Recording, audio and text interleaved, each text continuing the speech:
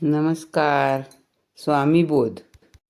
राजश्री चिंतोपंत आप्पा टोळ हे समर्थ सोलापुरास आले तेव्हा आपल्या घरी पेन्शनर होते. पुढे अक्कलकोटचे शहाजीराजे यांनी टोळांना अक्कलकोटास कारभारी नेमले होते. एक वेळ टोळ सोलापुराहून जात असताना राजेसाहेबांचे खास जरुरीचे पाचारण आले. श्री स्वामी महाराज टोळांच्या घरी त्यावेळी आले होते. आपणही बरोबर अक्कलकोटात चालावे अशी त्यांनी महाराजांना विनंती केली. तेव्हा महाराज म्हणाले, अक्कलकोटास उन्हाळा आहे, आपण येत नाही. तर मग महाराज आपण अक्कलकोटास केव्हा याल? म्हणून टोळ यांनी महाराजांना पुन्हा एकदा विचारले.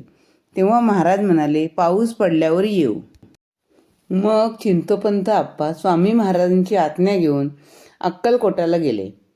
हल्ली उन्हाळा आहे, पाऊस पडल्यावर येऊ असं म्हणून जे महाराज टोळांना म्हणाले होते त्याचा अर्थ कडक उन्हाळ्यात येणार नाही असं नाही, किंवा महाराज उन्हाळ्याला भिवून गेले नाहीत असं नाही. त्याचा अर्थ फार वेगळा होता.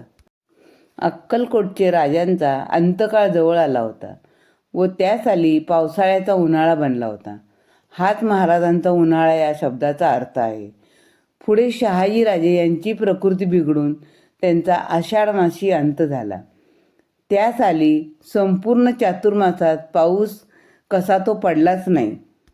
नंतर कार्तिक मासात पाऊस पडला, पिके चांगली आली आणि मग स्वामी महाराज अक्कलकोटास आले. श्री स्वामी समर्थ.